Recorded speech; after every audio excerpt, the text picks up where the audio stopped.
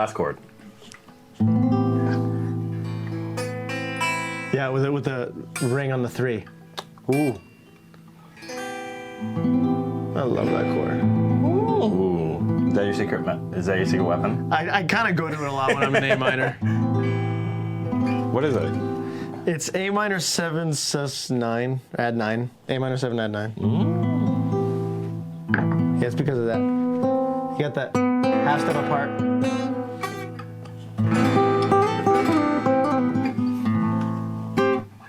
Hey, baby! Oh, what do you call that? Is that just your go-to? I just made that up. I just made that up. Is there anything that you make up a lot that you like, but is there stuff that like kind of you feel like you go to a lot? And you're like, can I? Do you get in ruts of like what you go to a lot? Kind of, yeah, patterns. Because I made so many like Spanish guitar pieces, I couldn't even play like a single one for you because I just make it and I just commit to it and then I solo over it and then it's done. Can you talk me through that process of like kind of building that up in a little bit? We'll talk through that process. Okay, cool. I'm here with Dan Barracuda, the one, the only, the pride of Ridgewick. Would you say Ridgewick? I never call it that. It's Bushwick, man. I'm a street away from Ridgewood. I know. The pride of Bushwick, Dan Barracuda. I'm here talking with him. He's probably one of the most jubilant, fun people to be around at any moment in time. So are you. That's so funny. You bring out the best in people. That's what I think. Yeah, I think you did too, man. But I know you from your roommate. Yes, thank God for him. Yeah, thank God for him. Fellow Daniel. Fellow Daniel. But yeah, I met Daniel through Joe, but through Daniel, I met you, and that introduced me to your guitar playing, obviously. But you do production. You work with a lot of artists on getting their stuff mixed and mastered as well. You've worked on my stuff in the past, so that's a little bit about what I know about you. But tell us more. Who is the Barracuda behind the mask? I don't know where to start. Where do I start? Ask me another question. Okay, ask me. You don't know where to start. Okay, I don't know where to start, man. So tell me more about so first off, where can people find you? Let's start there. Okay, I guess I'm most active on Instagram. Yeah. So it's just at Dan Barracuda. Okay. 2 R's. Barracuda is not my actual last name. It's Barrenechea. Okay, whoever can pronounce that. Yeah, it's got 11 letters. No, Barrenechea. It's a beautiful last That's it. name. Yeah. Umberto. Umberto's my middle name. The H is silent. Oh, okay. Did I say it too much? No. Okay, I said it right. Can you spell my middle name? H. Berto. I actually have hum in my name, which I love. Yeah. Hum. You Umberto. love hum? I love that it's hum. It's like musical. Hum. I think of hum as like the annoying noise of the amp. So like amp hum. God damn. I think of like singing, humming a melody. Yeah. No, but Dan Barracuda. You can find him at Dan Barracuda. Yeah, Instagram, yeah. But you have many avenues, right? Like we were talking a little bit earlier about you have Dan Barracuda, which you release music under. You have why am I blanking? Barracuda Sounds. You've done other things in the past. We've talked in the past after you did a gig with Jester and Sage.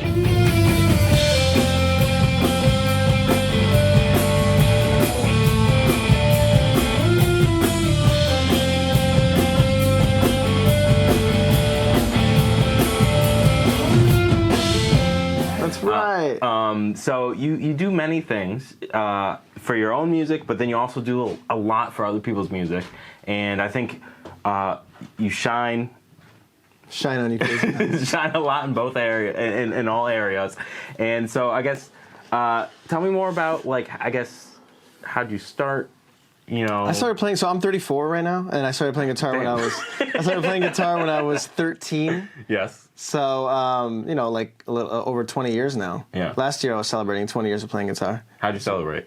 I got a new guitar. You know how I celebrated? How? I played with you. When? When we played the gig at Delancey, when we played Yes, Paradise that was City. like right around. That was my 20-year mark of playing guitar. That was my 20-year mark. Mine was February 27th. Yours was the 29th? It would have been that year. So whatever. Okay, year I know the date. It was February 27th, 2004. You know the date you started playing guitar? That was the date that I got my first guitar. It was a left-handed Black Ibanez. I think left-handed Black Ibanez. Yeah, I still have it. You still have it? Yeah, it's somewhere, but I have it. Somewhere? Okay. I don't have my first guitar. You don't? Why did you keep yours? I just never got rid of it. And then I was like, when many years ago, I was like, I'm not going to get rid of this. Yeah. That's nice. Yeah. Nice memento. You're just always so charming. You have all these little mementos. This is going to be like a romance film right now. That's really what's going to come out of this. But, so you started 20 years ago. It seems like we oddly celebrated 20 years together, but I didn't know that. I know, it's weird. I think what was funny about that is I was happy to celebrate 20 years playing a Guns N' Roses song. I was happy. I ended up playing my... We did Paradise City. Oh, yeah. Paradise City. What did I say? We also did Queen. We did... Was that the same show? No, that was a different show. I was talking about that show. Oh, so okay. Those are two different shows. My 20 years would have been like... So that was 2023 for you. Yeah. Oh, I'm talking about 2024. That was last year. Yeah. Okay, gotcha. Yeah. Okay. Gotcha. Now we're on the same page. So you gotta play Queen? Huh? For your 20 years? You gotta play Queen for your 20 years? No. We did the Queen song. Yes, you got to play... Oh, I thought you said you're gonna play Queen. You got to play Queen. I got to play Queen. Okay, well, Don't Stop Me Now. Probably one of my favorite Queen songs. It's probably... It's hard to... It's a hard song to compete with just in general from... all songs. Like, it just has a lot. It has like so much spirit. Very dramatic intro, and oh yeah, that's amazing. So much pep and fun. And I love the solo. Yeah, it is a great solo. I had so really much fun is. playing that with you. I love that. We got good footage of that too. Yeah. That was at Arlene's. Yeah, that was good. But yeah, I moved to New York 5 years ago. I'm also celebrating 5 years of Congrats. being in New York City, moving from Boston. And how's it feel? Did you? Great. Were you so before you moved to New York City, right? Were you like involved in doing music in the same way in Boston, or were you doing something else? I was the music director for an enrichment center for kids. Okay. For 7 years in Massachusetts. What was that like? It was called Kidville, and I led the Rock and Railroad class, which was like a 4-piece band playing for families. And I got to decide like the genre we were going to explore that week, and then it was like we had to learn 4 actual songs, not like kid songs, but like famous songs. Yeah. So we did like 80s week, and then next week we do 70s week, and then we do blues, and then like pop or boy band week or TV show theme songs. And in the weekends, my buddy Ian and I, Ian Hayes, you know Ian? Yeah. We were playing weddings, but also mainly bars. Yeah. So like we were killing 2 birds with 1 stone for like 7 years because we were learning new songs for the kids curriculum, but then on the weekends we like play those songs at the bars, and then now our iPad has like 1,000 cover songs. You sent us like the list of like covers that you and Ian had collected over the years, because we were like, we should do a cover thing. He's like, let's start with this list that I know, and then maybe we can add some more. Yeah. That's crazy. I didn't know all that about how you started. So then how did you transition to like all the production stuff? Like, were you always? I guess I've always like worked on my own music, and I always like thought I was good like with like GarageBand and stuff. I was like, I'm good at mixing, but like that's one thing I love about mixing is like I always hear what I did like a year before or years before, and I'm like, wow, I once thought this was like really good, and it's like not good, and like. I thought I was good then. And like, is there anything that stood the test of time, though? I can always think that, even like... Do you feel like you're just too critical about yourself? Yeah, but it's a good thing. I think it's a good thing, yeah. Okay. I like it. Yeah. I like that feeling of like, wow, I thought this was so good last year, and now I'm like, I can like make this a little bit better. Yeah, I feel like... I'm mainly talking about mixing though. I'm not talking about like songwriting necessarily, because I stay true to like words that I said or whatever, or like... decisions like chords or stuff solo. I'm proud of like solos and stuff from the past. I'm like, I love that solo. Yeah. But like with mixing, I think it's because like I just always still like getting better and better and better at it. Yeah. I mean, I guess it's true for I don't know what I'm talking about. no, but I think there's something like actually. I kind of hear what you're saying. Like I've mixed some of my stuff myself, and I think all my mixes over time have gotten better. I don't think any are like outstanding or like fantastic or anything, but I do hear the progress in like the mixes I have made. It's good to notice that. Yeah. And I think it's the what do you feel like is different about mixing as opposed to playing like guitar? Because I feel like mixing, you're kind of in a passenger seat more. Well, when you're playing, you're like in the driver's seat. You have to do it like right. I love mixing so much because it's kind of like you're like a puppet master, because you're like, this is what you, the listener, should focus on. It's like a storyteller. It's amazing. It's so cool. I love mixing so almost as much as playing guitar. I really do. I know you do. I really like so passionate about it, and that's like grown over time. But yeah, so I've always liked working on GarageBand, and then I got Pro Tools in like 2010. So I've been working with it for like 15 years now. Okay. Yeah, I knew that if I wanted to have a career in music, I would have to wear like way more hats. I couldn't just play guitar. Then I was like, all right, let me take mixing seriously. And then I started going on. I never went to school for it. I went to school for marketing and psychology at UMass Amherst, and I learned everything I know through like doing, but also YouTube University. Just like Recording Revolution is a really good channel for like starting off, and then there's like so many others. Like Warren Hewitt, Produce Like a Pro. So like I love. Right now I'm obsessed with Sonic Scoop, Justin Vittetti. Okay. He's like so awesome. He does like. He'll talk about Toxic by Britney Spears for like an hour and a half, and I'll just watch the whole thing. He's like breaking it down, and he's like isolating stuff, and I love it. And Rick Beato's videos too. Yeah. I just learned by like just YouTube and just doing. Yeah. That's fantastic. I feel like it's one of those things where I feel like it's always nice to have guidance through like a standard like education system, right? If you really need that.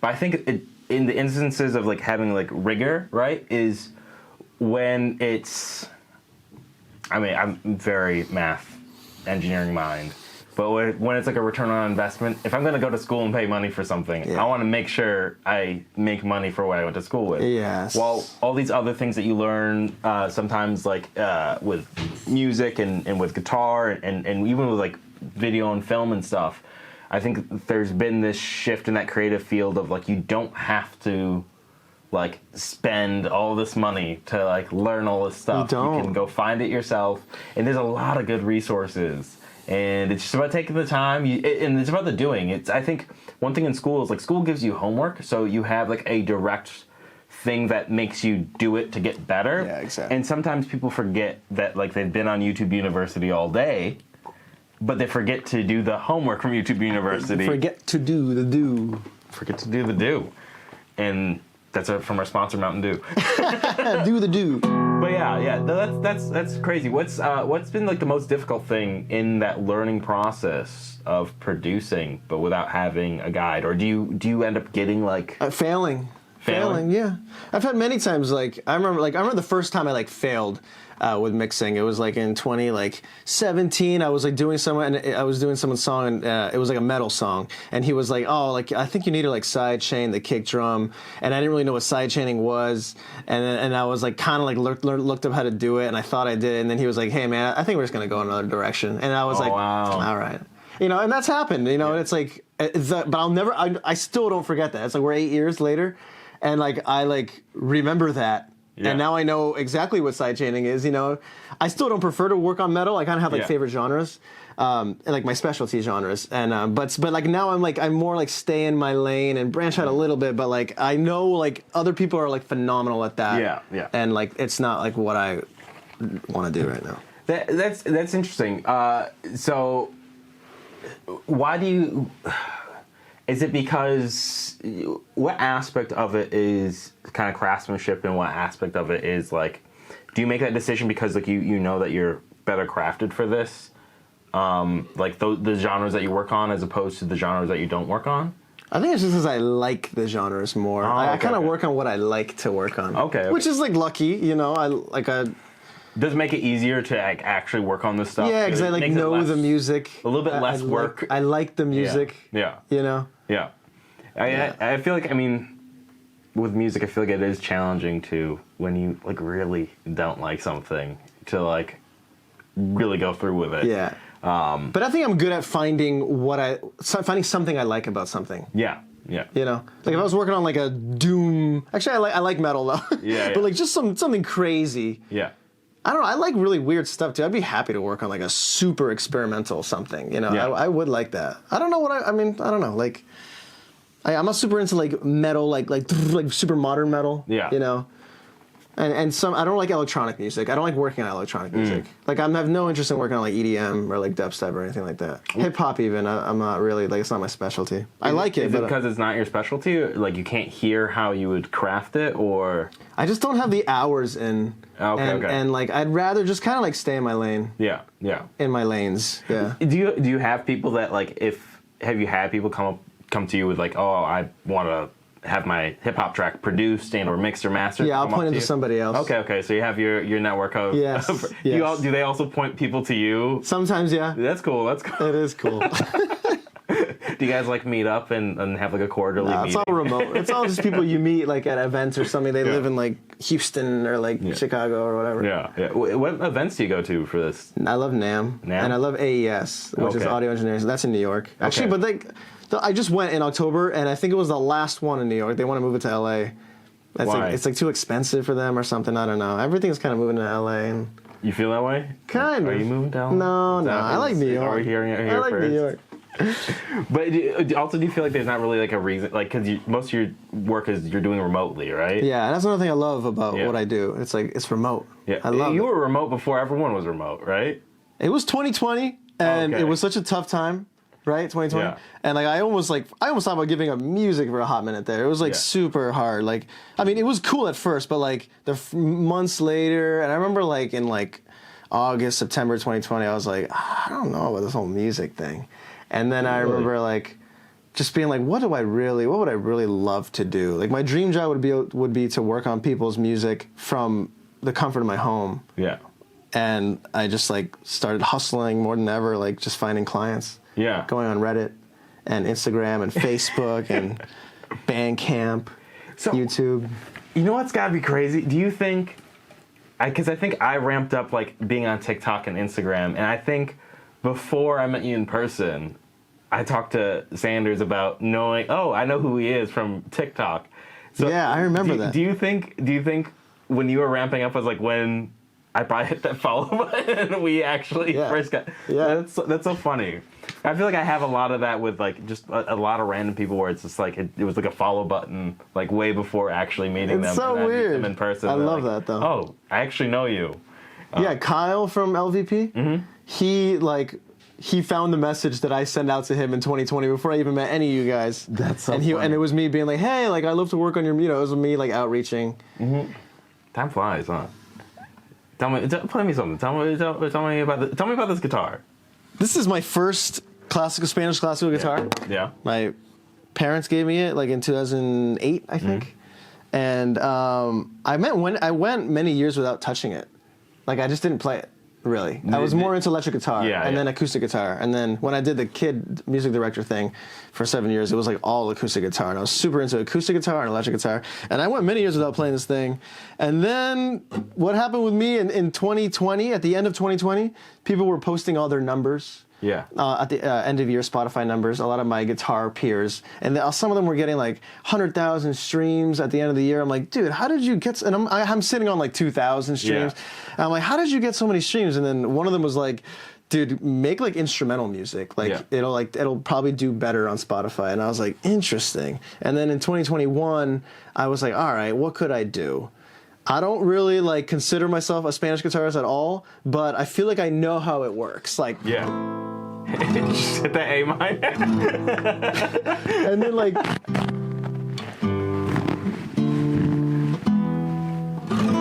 and then just like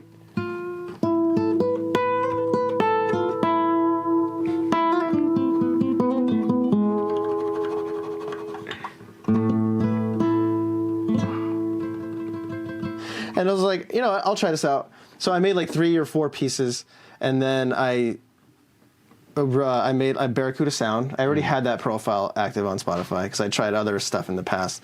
But I released a song trying to hit an editorial playlist in 2021, March, and I didn't hit it. Obviously, I didn't expect to. But then the second song I released, I think, it did hit it. It hit a playlist, and I was like, what? And then I started getting like hundreds of streams like a day. Yeah. And I was like, this is crazy. And my monthly listeners went from like 600 to like 1,800 or something, or 2,400. And then I was like, the next month, I think I like hit it again. And I was like, no way. And then like the next month, I like didn't hit it. And then when I didn't hit a playlist, I was like, I have to wait a whole another like month.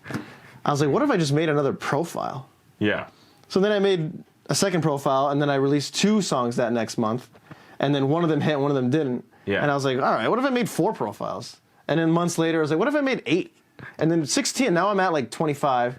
25 that are just like classical. 25 different profiles that released Spanish guitar instrumental pieces. but now it's 2025. I don't really do that anymore. Yeah. That was 2021.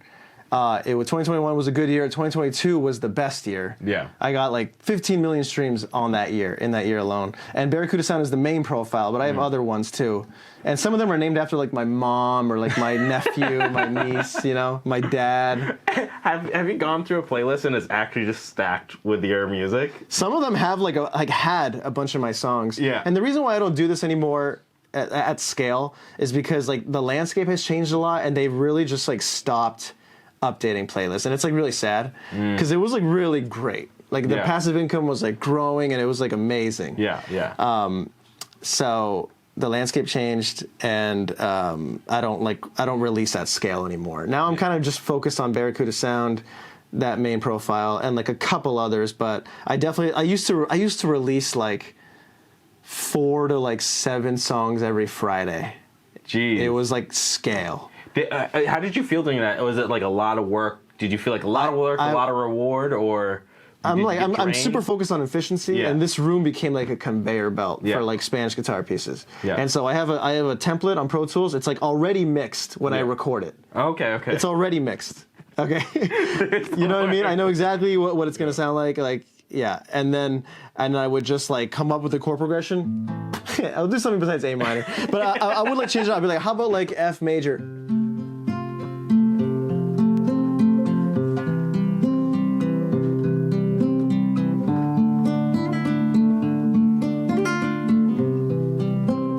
Right? Mm-hmm. And then I didn't play F in the beginning. I should have. You did play F. I don't think I did. I think it was like, did I? Yeah, you started on F. I think you did a bar F. Yeah, I think I kind of did. I didn't do low note. You thumb play a lot? Oh yeah. I don't do this. I do this. Oh, I. But yeah, so I do like F, C, D minor, C, back to F, and then I'll have like another section where I'll be like, maybe hold it this time.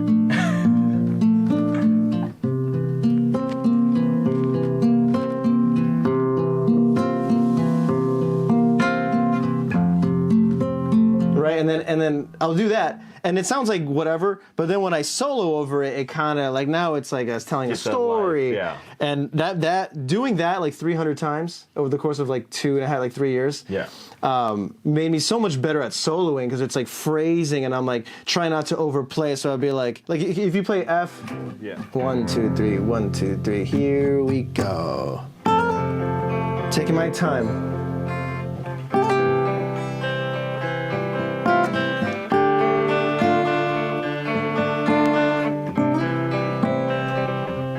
Repeat.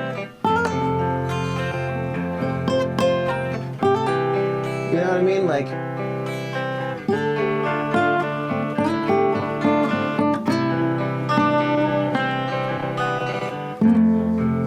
so like, instead of being like, and just like not stop, like, just playing a lot, I'm like,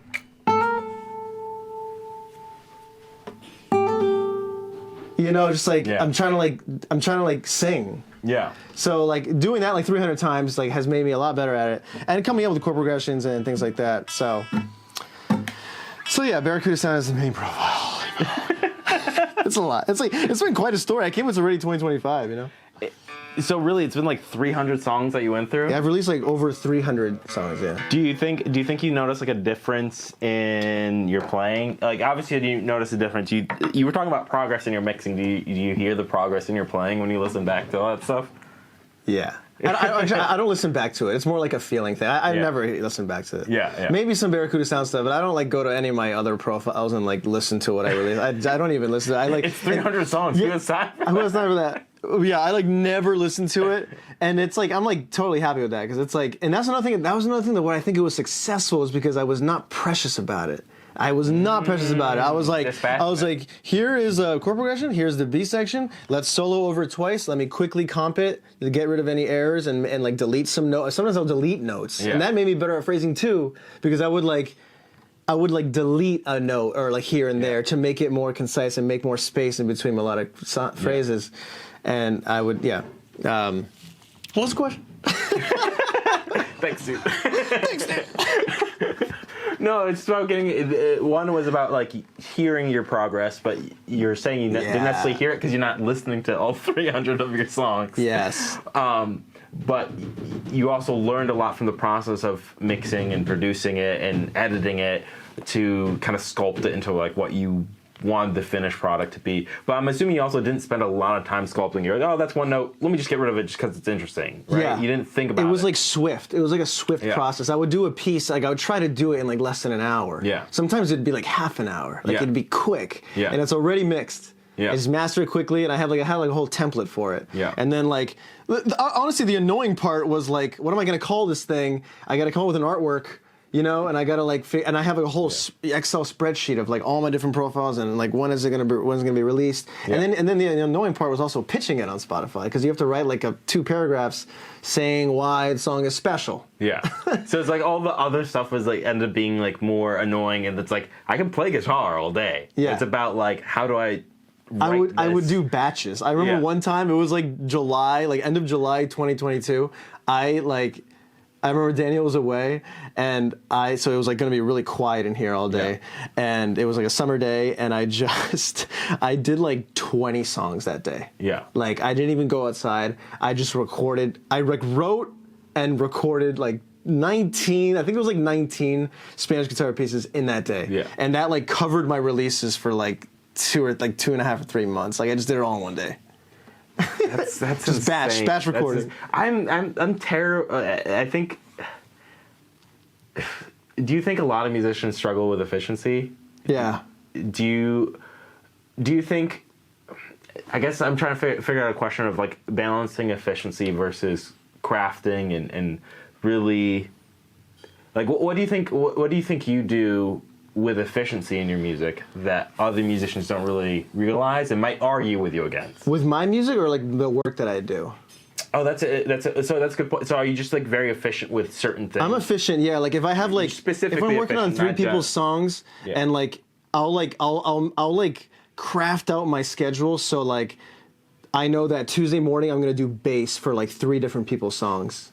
Oh, And okay. then like Wednesday I'll do guitars for everyone's songs. Yeah. So I'm being efficient. So then that Tuesday night I'm like setting up the mic and getting everything ready so the next day I can just focus on recording and everything's already set up. So Yeah. I'm like efficient with like that. It's setup. it's always the setup for the next thing. Yeah. As like you do your thing, you do the main thing that you were set up for the previous day, but then you set up for the next thing. So I'm like just kind to my future self. Yeah. You know?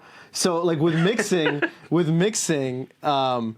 there's nothing worse than like, so with mixing, it's like supposed to be fun and creative. Yeah. So one thing I do is that if I know I'm going to mix a song, let's say on a Thursday morning, Wednesday night, I'll download the songs, I'll import them into my Pro Tools and like get it all organized so that Thursday comes, I don't have to worry about the tedious stuff. So I like think about that, and like now I've done it for a long time, so I'm like, all right, so Wednesday I'm going to download the tracks, and then Thursday I'm going to get to mixing, you know. So it's like, I'm just focusing on that. so funny. Yeah, so I like think about that. Yeah. a lot. Yeah. Do you find that like that? I always think about like one thing is as all things. Do you feel like that leaks into other parts of your life, or is Yeah. Okay. You feel you're a factor. Another thing I do is that I go home like often to see my family. You know, my Yeah. brother has 2 kids, and I like love them so much. And I try to go up like once every like 1.5 to 2 months, you know? Yeah. And so I know it's like a 3.5 hour drive away to see my parents and my brother. My parents live in Rhode Island, my brother lives near Boston. And so when I know I'm going to have a long drive, I send myself an email before, and it's called Car Listening January 8th or whatever it is.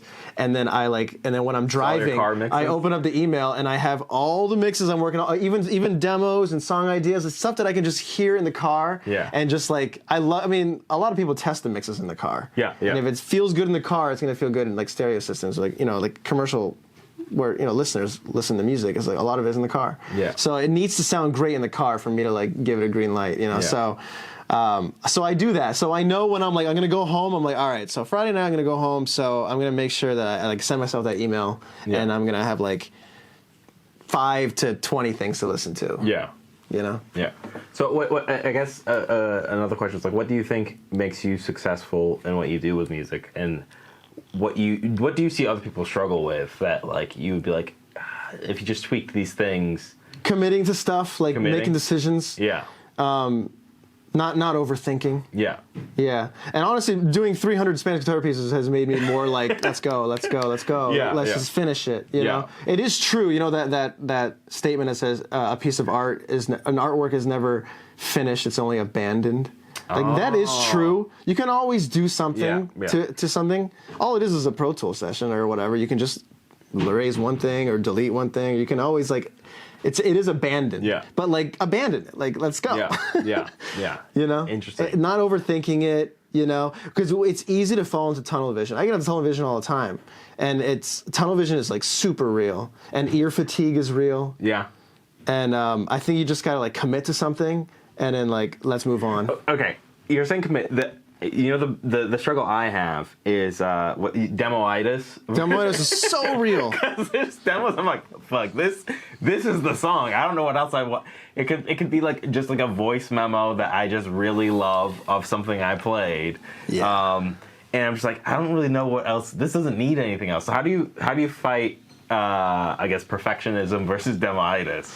Dude, demoitis is so real. I just want to say one quick thing. I released an album, like my own personal album in 2023 called Ephemera, and the last song is the phone recording. Yeah, because I was like, I love like the spirit of this thing. Yeah. And I messed with it to make it sound more lo-fi and distorted, like kind of like a radio a little bit. But like I tried recording it for real, but I was like, it's the last song in the album. Like it's just like a nice personal, like just super, like just a voice memo. But like messed with, but that's the performance.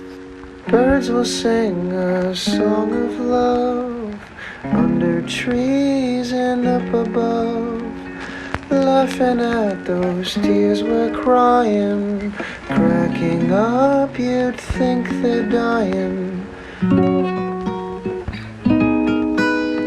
And that's it. So sometimes it is cool to do that. Yeah. I know some rappers that have done their vocals on their iPhone. Yeah. And sometimes I preserve. Okay, so one story that I love, one fact that I love is that "Someone Like You" by Adele. Yeah. Like that vocal that we all know is her demo vocal. It's on her bed with a SM58, right? SM7B, I thought, or was it a 58? I thought maybe it's a 58. I thought it was because all right, I am a wholehearted rooter of using a 58 or like just a typical dynamic mic that you would use on stage.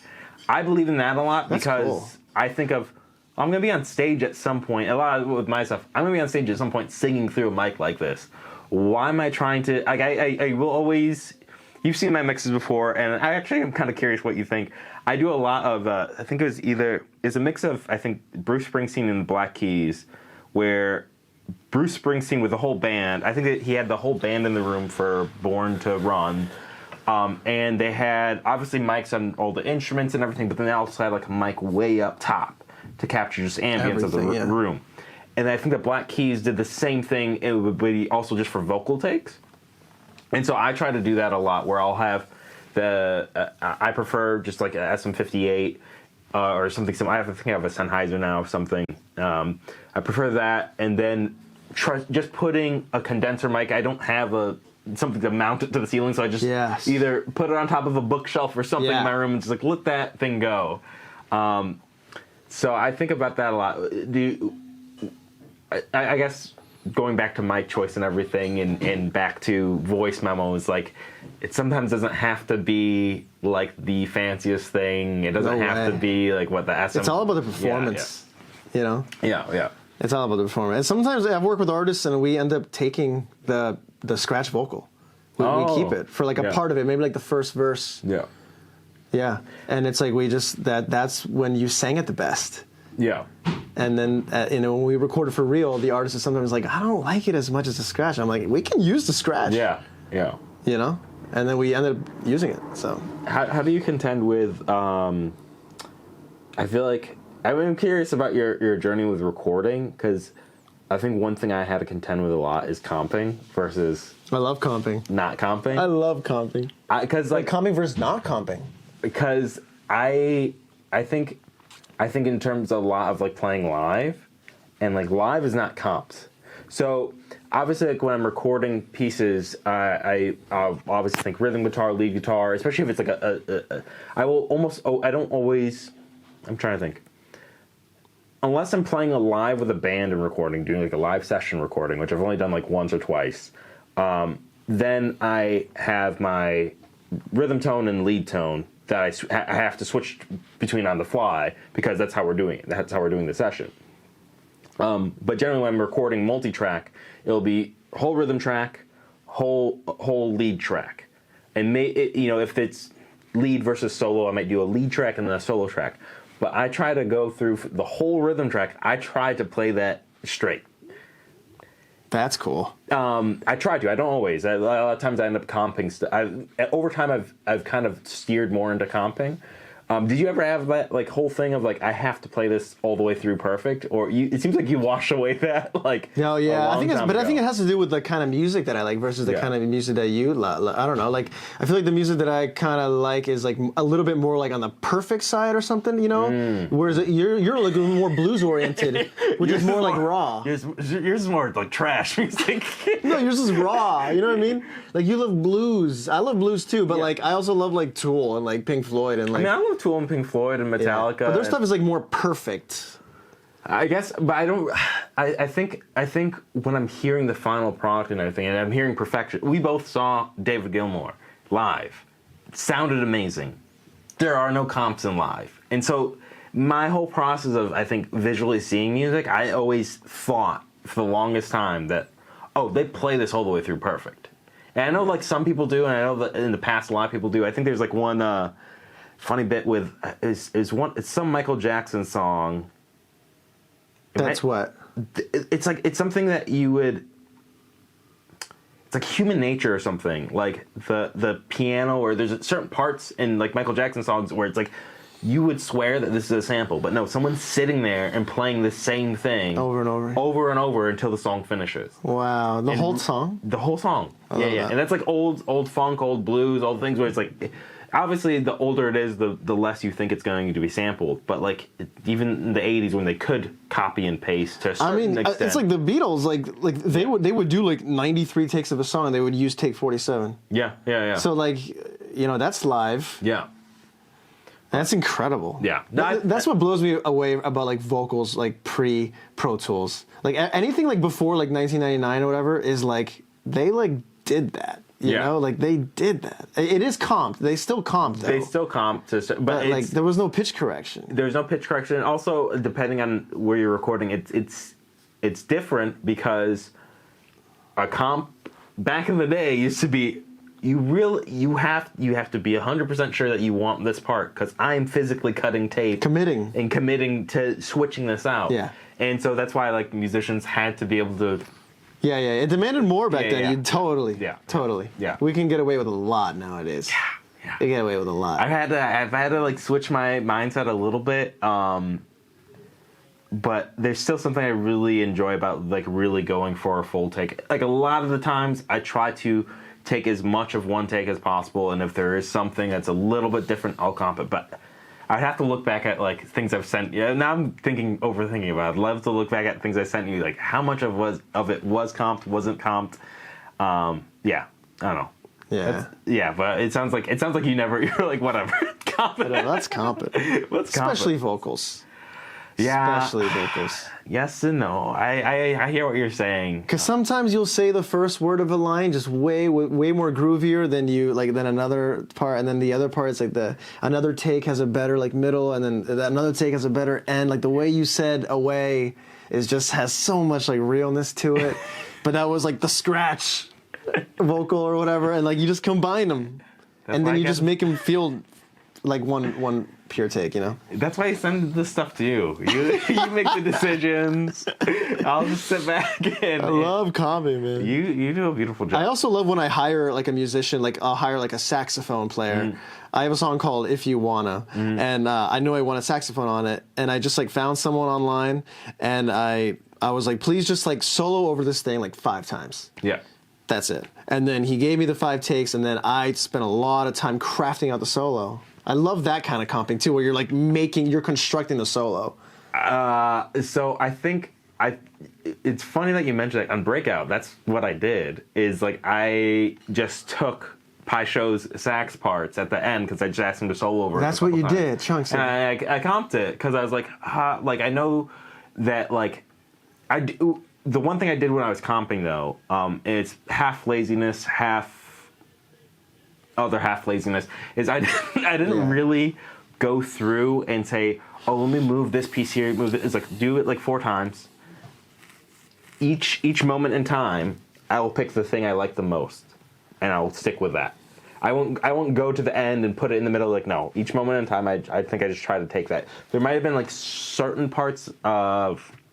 I think I would move the harmony. I moved like the whole harmony section in the back of the horn as it went on. But that was actually really I think that was the first. I think that's what actually started breaking my thought process on like comping and everything. I think it goes back to like when it's a little bit less personal. Like for me, it's like if I'm doing a solo, I want to do the solo. Yeah.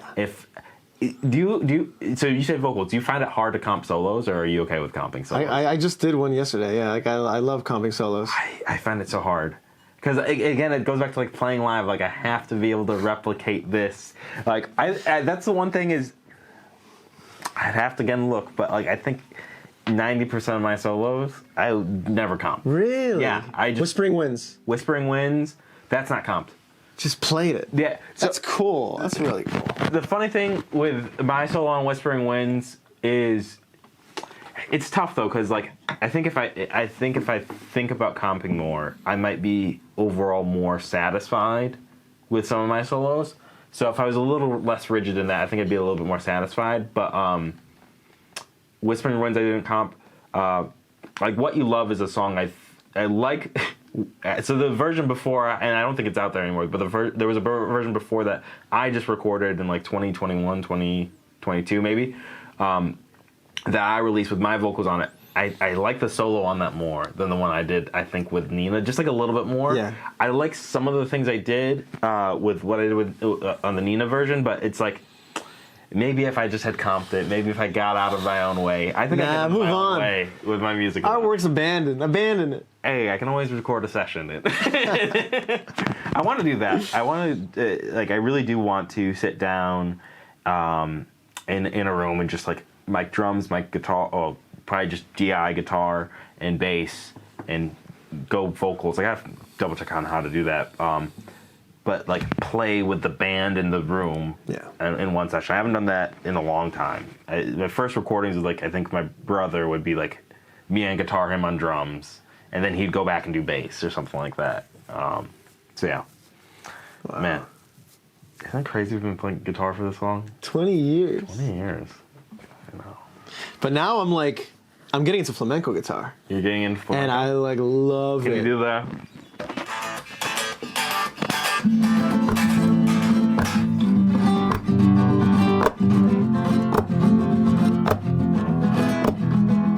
Yeah, it's like...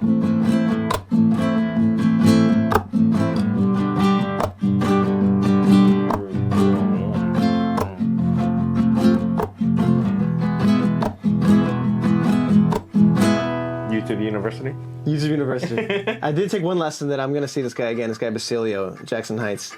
And I took my first guitar lesson last month. It was the first guitar lesson in 18 years for me. How long did you take guitar before this? My first 2 years. You did, and then I did 2 years, then nothing, and then I considered doing lessons before, but we'll see. You had lessons the first 2 years as well? Yeah. Yeah, but then my teacher moved to Arizona, so he left me.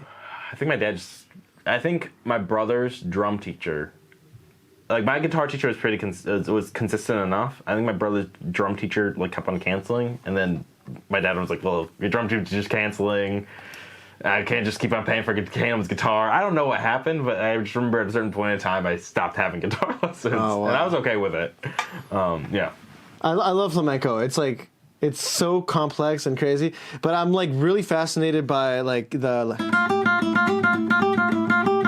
kind of like super fast.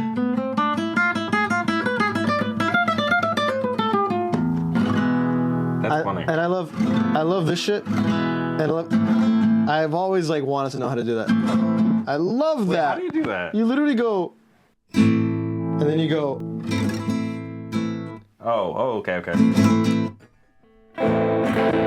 Yeah. Yes. How do you like get back into it? Like, This is like the end of a song. You're like. Okay. Yeah, but there's like a million ways. It's like it's incredible. Like, man, Because that's what the fan style of playing is what interested me more in flamenco is like. yeah. Because like I think like thinking more of like cowboy playing, and I always played with a pick mostly, but like using only your thumb. Yeah. For me, it's all about the strumming hand, like the picking hand. Once I realized you can do that changed like my whole world. Or even just like a flick. Like you can go, or you can just like a flick. I love that. Yeah. But I'm trying to like it's like challenging me to like because do you always finger pick with these 3 fingers? Do you use your ring finger? So when I started learning like some Spanish stuff, I think like it depends. Like if I'm doing something like Lindsey Buckingham, Nice. that's 3 fingers. But if I do Mark Knopfler,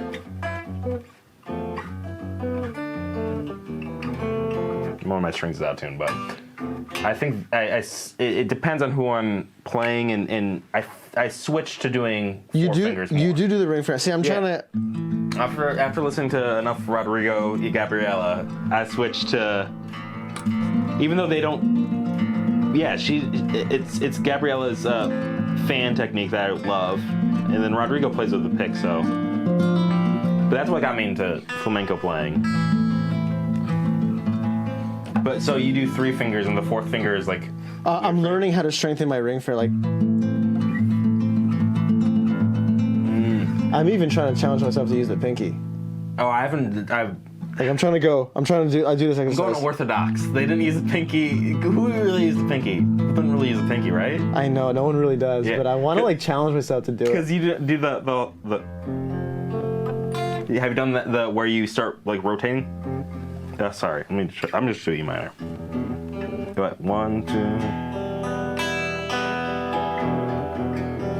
Oh, So cool. the technique is like to start rotating your hand once you get to the top. Allegedly, this is just internet research. It can be gotcha. wrong. Yeah, no, like there's some things that are probably 3 fingers, like a Little Black Submarine, but I play 4 fingers just because it feels more comfortable.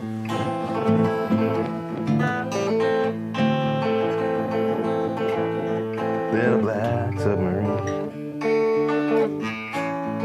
which is obviously like a little bit more folksy, Black Keys, bluesy thing. Who sings that song again? Black Keys, Dan Auerbach. Oh, right. Yeah. Cool. We have an opinion about Dan Auerbach. No, I think he's great. I think he has an awesome voice. Yeah. He has a killer voice. Yeah. What have you been singing these days around the house? I know you're a big singer. I'm a big Beatles fan. Yeah, I what love have you been singing singing? Beatles, man. My go-to is always Beatles. What have I been singing? I don't know. What have I been singing?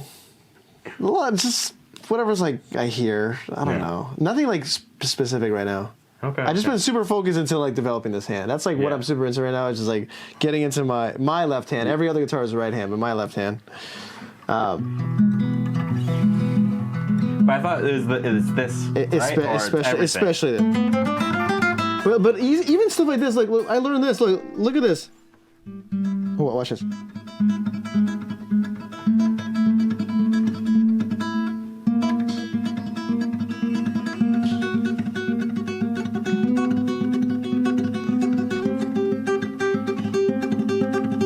you go. Oh, it's four fingers? Yeah. So I go.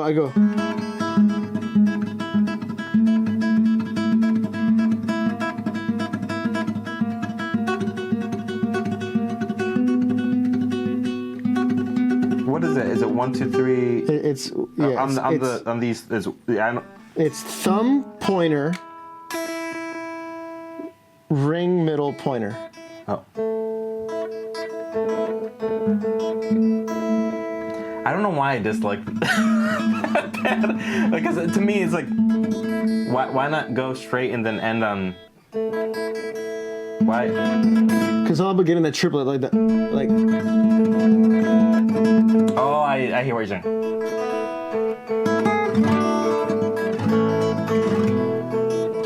Okay, I might become my classical guitar is out in my apartment right now, so I might become obsessed. A good song is with a little help from my friends. Look. So watch.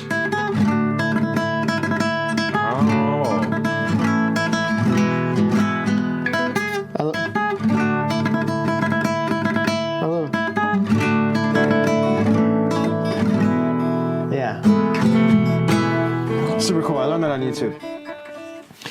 YouTube University. What can I say, man? Yeah. Excellent place. Excellent place. YouTube's awesome, man. Great for learning anything you want. Like, I mean, mixing, it's been like everything. Producing. I love like just like listening to interviews, and like a lot of like the golden knowledge just comes off the cuff. Like like Chris Lord-Alge, you know Chris Lord-Alge? Famous mixer. He did like American Idiot and a bunch, so many famous records. But I remember one time in like 2021, I was like watching a lecture that he did at a university, and like he said something just like off the cuff. Like he was like answering a question, then he like trailed off, and then he was like, because you know a mixer's secret weapon is the unfamiliarity with the tracks that you're given. Yeah. And I was like, that's so true. Wait, say that again? A mixer's secret weapon is the unfamiliarity of the tracks that are being sent to you. What does that mean? So it means like if you're slaving away at your song, because you send it to me, and I don't have all those hours that you have with your song, I am like, oh, this is what the song needs, blah, blah, blah. Whereas you won't necessarily see that. It's demoitis versus... You know what I mean? Mixitis. Yeah, and it's challenging to work on my own stuff, too, because, like, you need time away from it. So the unfamiliarity with the music is, like, the secret weapon, because it's, like, fresh ears, and it's like, oh, this song, like, I see what they're doing, but, like, let me just make this better. Like, this is, like, what I think they're going for. I love that quote. That's, like, always, like, rang with me. I'm gonna have to think about that one. And then what you said about commitment also, like just committing to it. Commit. Because like that's making me think about in the past of do you always finish songs, or do you leave some songs unfinished? I have plenty of songs unfinished. But the vast majority you finish? Yeah. At what point in time did you stop?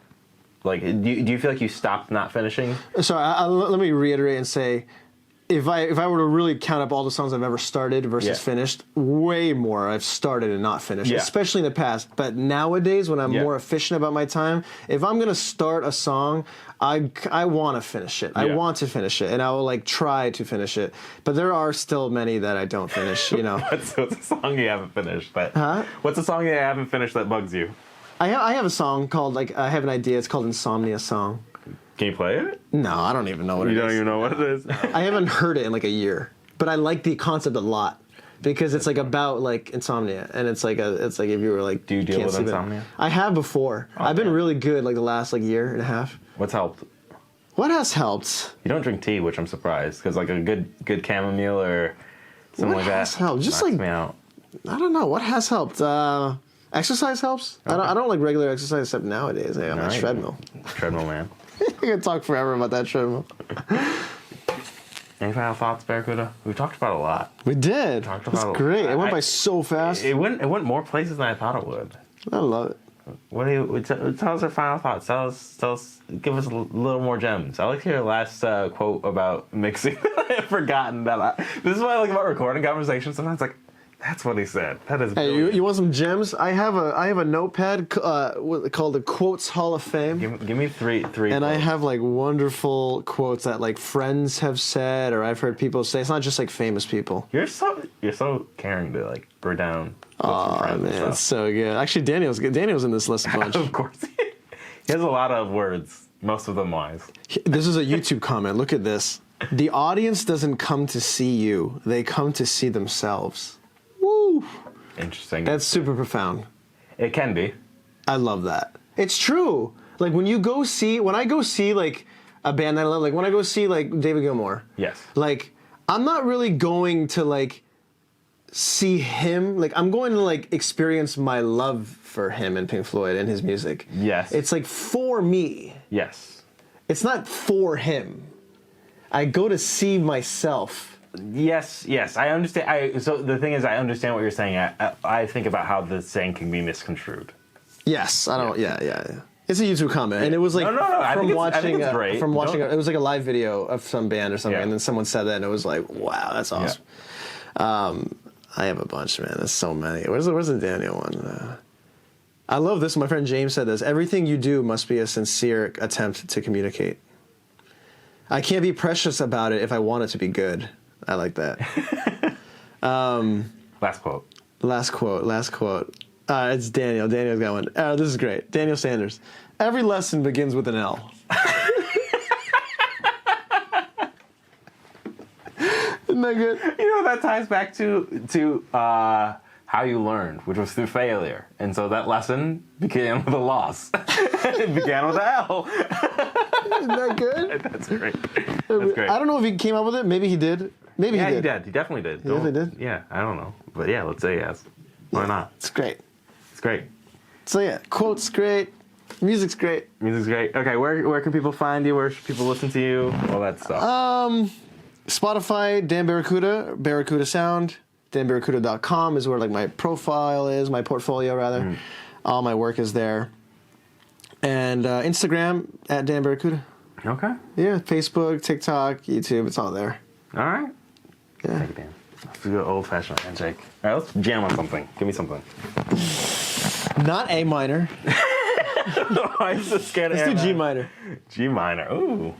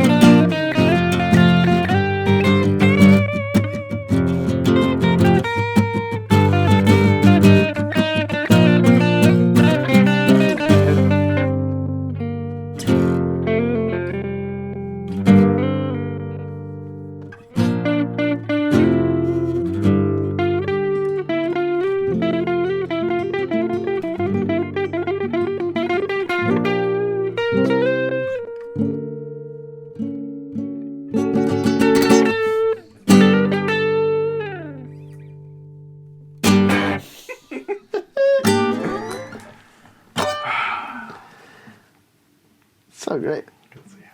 Good to see you, Kanem. This was great.